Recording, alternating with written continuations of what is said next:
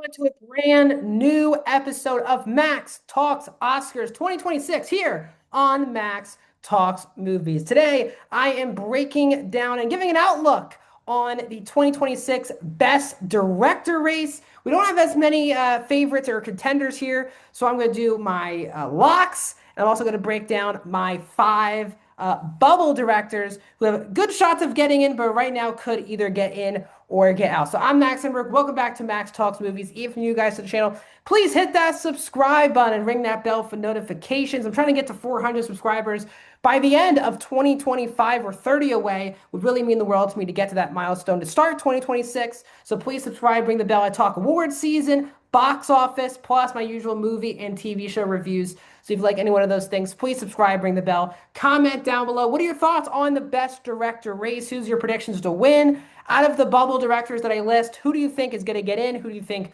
is going to miss in this award season? Love to hear your thoughts down in the comments. And also, guys, please hit that thumbs up button. So last week, 2 weeks ago, when I did the Best Picture outlook, I split it up into three sections: locks, strong contenders, bubble movies. This week here on the podcast, this video here, there are seven filmmakers that I'm going to be, sorry, eight filmmakers. Let me just make sure I have this right. Yeah, eight filmmakers that I'm going to be talking about today. Three of them I have as certified locks that are definitely going to be nominated when the Oscar nominations come out in a month. There are going to be five I talk about that are on the bubble, and they are very lockstep with each other for those final two Oscar spots. So I'm going to break it down here today, here on Max Talks Oscars. Without further ado, guys, let's get into it. Let's talk about my best director locks. These are people that are 100 or really 99% sure I am that are going to be nominated for Best Director at the Academy Awards in 2026 when the Oscar nominations come out in early January. Starting off, the number one lock for me is Ryan Coogler for Sinners. Sinners is going to be a front runner for many major awards, but I do think if it's going to win a major award here at the Oscars, if that, above the line Oscars, I think Sinners' best chance to win is right here for Best Director for Ryan Coogler. I don't think the movie is going to win picture. I don't think Michael B has a real shot to win Best Actor, even if it gets in on supporting actor. It has some chance as well for screenplay, but Ryan Coogler has been one of the top filmmakers of the last 10 to 15 years. He has been noticed, his movies have been noticed before. If that was, Sylvester Stallone getting in for Best Supporting Actor for Creed for the 2016 Oscars. Black Panther was nominated for the 2019 Oscars for Best Picture. And while Coogler has not been nominated yet for Best Director, he will here, and he has a great shot to win because also there have been no Black directors to ever win Best Director at the Oscars. And that is an appalling stat that has a great chance to finally change for this award season. That's a big storyline going in. And obviously, he wouldn't just win it because of that. For me, he is the strongest filmmaker. He directed the best movie, or he did the best work from behind the camera, directing perspective in a movie all year long. I think a lot of people feel that way. And because a lot of these awards movies have been underwhelming for a lot of people, Sinners has not lost any momentum from its early release earlier in the year. I think it's only going to propel Ryan Coogler as well. The number two lock that I'm going to talk about here is Paul Thomas Anderson, who directed One Battle After Another. Paul Thomas Anderson has been, again, one of, in the cinephiles world, he's been one of the top filmmakers over the last 30 years, and he has never gotten his due at the Oscars. This is a person his movies have been nominated for for Best Picture. He's been nominated multiple times for Best Director. He's been nominated in total for 11 Oscars. Licorice Pizza was nominated for Best Picture in 2021. Sorry, for the 2022 Oscars. He was also nominated that year for directing and writing. He was nominated for directing and picture for 2018's Phantom Thread.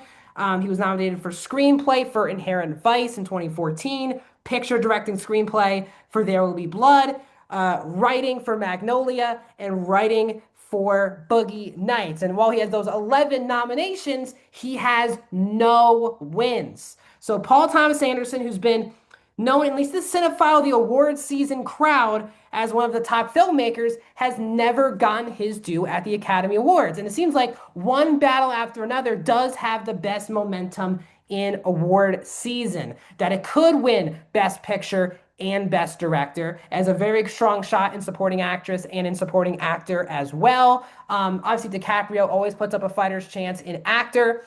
So this is I think the story here is, will the Academy ride, let's reward Paul Thomas Anderson for 30 plus years of movies, 30 plus years of nominations. Let's reward him with a win. Even if we don't think this was his strongest directorial achievement, it could be a story of let's reward Paul Thomas Anderson for all of his work. That honestly could be the reason why Paul Thomas Anderson wins at the Oscars. But again, you have two very compelling storylines, which is Ryan Coogler trying to be the first Black director to win at the Oscars. And then also you have Paul Thomas Anderson trying to ride the story of, will the Oscars finally reward one of the top filmmakers of the last 3 to 4 decades? That is a huge, two compelling storylines. I think they are two, far and away, the two favorites in this category. They're going to be duking it out all award season. I think everyone else on this list is happy to make it, but won't win. The other lock that I'm going to say, even though she won't win Best Director, but for sure will be nominated for Best Director, is Chloe Zhao for Hamnet. Hamnet is a movie that, of the award films, has also just gotten tons of momentum. And Chloe Zhao as well is an Oscar darling, as she won 2 Oscars for the 2021 Oscars when Nomadland won Best Picture, and also Chloe Zhao won for Best Director for Nomadland. She was also nominated for editing and screenplay for Nomadland as well. So a 4-time Oscar nominee for one movie and a 2-time winner. So Chloe Zhao is someone, again, Hamnet is a movie that for the most part is widely beloved by both critics and audiences. It's going to have a major focus in awards season where it'll definitely be nominated for picture. Paul Mescal, Jessie Buckley seem like locks in their categories to nominate it, if not win. Again, do I think Chloe Zhao's winning Best Director? No. But do I think Chloe Zhao is an absolute lock to get in for Hamnet? I do. So those 3 directors that I just talked about, those are the locks. Those are the ones I can basically tell you are definitely getting in for the Oscars. But let's move into our bubble of directors, which is that there's 2 more spots for Best Director. There are 5 nominees. I just gave you 3 guaranteed people getting in. Now I think we're at a point where there are 5 directors that are going to be fighting for 2 spots. I'll talk about some very much long shots towards the end, but I think basically 5 directors who do have a realistic shot of getting in for Best Director, but I can't guarantee you they're going to get in, and I can't tell you they're a strong contender to getting, because I think all 5 of them are kind of just bunched together. So first is Guillermo del Toro for Frankenstein. Frankenstein is, I think, Netflix's best chance for major awards this season, that and Train Dreams. But for this category, Del Toro has a very strong shot to get in. He has been nominated before. Again, last year, 2 years ago, Pinocchio won Best Animated Feature. His movie before, Nightmare Alley, was nominated for Best Picture. He was nominated for Best Director for Shape of Water, which also won Best Picture. So he's been nominated for Best Director before. His last 5 or 6 movies have been nominated at the awards as well. Now, while Frankenstein, I wouldn't say is as beloved as movies like The Shape of Water or Pinocchio, still, I think people love the below-the-line aspect of Frankenstein. Like, it'll win multiple Oscars if it's for editing, if it's for production design, costumes, score. It's going to be nominated for all of those things. And that is a movie that is very Guillermo del Toro. It's a movie that feels like it cannot be made by any other filmmaker. And it just feels like such a Del Toro film. And it's going to be weird that movie gets nominated for director, supporting actor, all of the below the line nominees, and then not even nominate Del Toro for director. So I do think there's a very good shot Del Toro will get in. Why I can't give you the guarantee is Frankenstein has been hit with some divisive reviews, and it's not been a movie that's been for everyone. And that's the worry for all Del Toro movies, is that you're just never sure if his movies are for the Academy. As I said, recently they have been, but it's a 2.5 hour epic about Frankenstein. Is that really going to move the needle for the Academy? I'm very fascinated on Frankenstein's a movie that I don't think will win like picture, director, screenplay, supporting actor at all. But I want to see if it gets nominated in all of that, in all of those categories. I think the movie gets nominated for picture, supporting actor, even screenplay. This kind of feels like a lock for Del Toro to be in for director, but I just can't go there right now. The other person, we'll keep going here. Four more directors. We have Joachim Trier, who directed Sentimental Value. Now, this is a movie that is getting a lot more love for things other than director. And it's very rare for conversation-based movies to have a director nominated because it's not the flashy direction. Like, for example, other people in this category that we're talking about, Del Toro or Josh Safdie or even, Chloe Zhao, have very flashy directing, like very Oscar bait, flashy directing in those films. And when you think of Sentimental Value, a lot of people are not thinking about Joachim Trier, the director, but that movie also just has a lot of support from the people who saw it. It's going to be nominated for Best Picture. It's going to be nominated in Screenplay. It's going to get multiple acting nominations, if not wins. So it would be, again, it's always weird when movies dominate those above the line categories and can't get in for Best Director.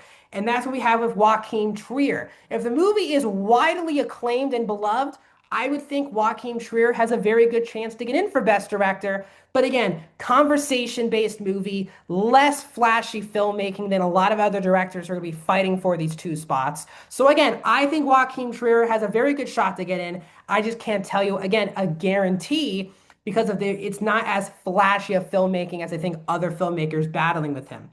Another one I want to get into is who I just mentioned earlier, Josh Safdie for directing Marty Supreme.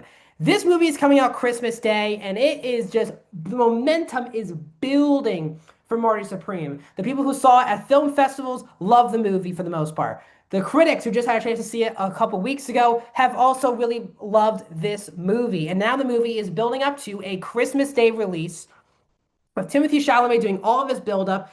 And I think that's what it's going to be for a lot of people with Josh Safdie, is if Marty Supreme is not just the Timothée Chalamet show, he will probably get in for Best Director. But this movie, if this movie just becomes all about Timothée Chalamet and not about the other actors, not even about Safdie behind the camera, I'm actually not sure if Josh Safdie will get in. Again, Uncut Gems was a movie that a lot of people beloved, wasn't really at all a factor in awards season for the 2019 Oscars. So I find Josh Safdie the ultimate wild card in Best Director, because if this movie comes out and we see these critic circles and award circles, if we see this movie beloved, like not just for Timothée Chalamet, but in for picture guaranteed, and in for maybe some supporting nominations and for screenplay, maybe Josh Safdie will get in for Best Director. But if everyone is just talking about Timothée Chalamet, that could eliminate the momentum for a lot of other people in the movie, and that includes Josh Safdie. Now, a lot of people are saying this is a great movie. If it is indeed a great movie, I've not seen it yet. I'm very excited to check it out on Christmas. Then I will be all aboard the Josh Safdie train to be nominated. He's one of my favorite filmmakers. Good Time and Uncut Gems, some of my favorite movies of the last 10 years. Would love to see him finally get rewarded on such a big stage like the Oscars. A24 is going to be heavily pushing this movie as their Oscar movie. So I think Safdie, again, also decent chance to get in. I just don't know if I can say that because a lot of the talk has just been all about Timothée Chalamet, and that sometimes makes people forget that Josh Safdie directed a very good movie. So we will see if that indeed happens. The other two directors I want to talk about are for foreign films. Usually there are foreign language movies that get in for Best Director. The two directors for that are Jafar Panahi for It Was Just an Accident, and we also have Park Chan-wook for No Other Choice.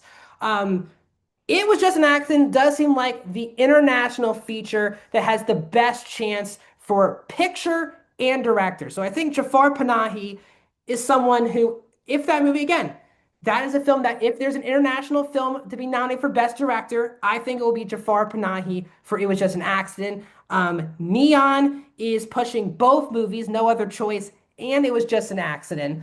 And again, they are one of the strongest, not the strongest studio as it pertains to award season. They obviously helped Anora have that big award surge last year. But again, I think No Other Choice doesn't come out until early January. So it's kind of tough to tell No Other Choice's momentum, if they have any, heading into this award season. There's a lot of good talk about the movie. I love the trailer for that movie.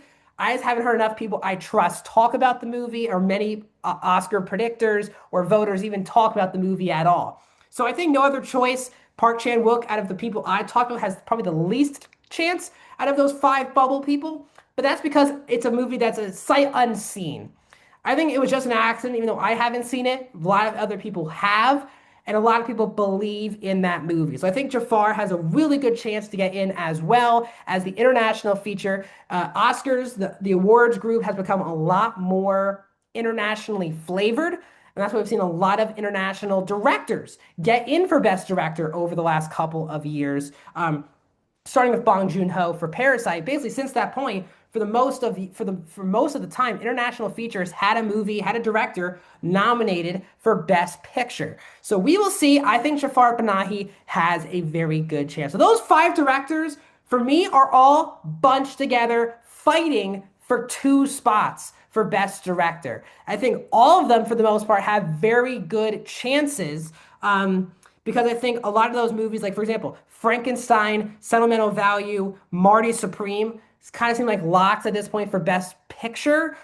It Was Just an Accident also seems like a very close lock to Best Picture. So these movies are going to be nominated for the biggest award on award season. But again, it's 5 nominees here for Best Director. And other than Coogler, Zhao, and Thomas Anderson, I just don't see other slam dunks in this category. Now, if you want to talk about like long shots, for example, Noah Baumbach of Jay Kelly for some reason catches on. Yorgos Lanthimos, loved director for Begonia. Clint Bentley for Train Dreams. You also have the blockbuster filmmakers like John M. Chu for Wicked for Good, Joseph Kosinski for F1, as well as James Cameron for Avatar Fire and Ash. They're obviously factors. Zach Cregger for Weapons. These are also factors, but I don't think those directors really have a shot in Best Director. So that's my thoughts, guys, on the outlook for Best Director. What are your thoughts on Best Director? Let me know down in the comments. Like this video. I'll be back next week breaking down some acting categories. Can't wait to finally talk about some acting categories. Also,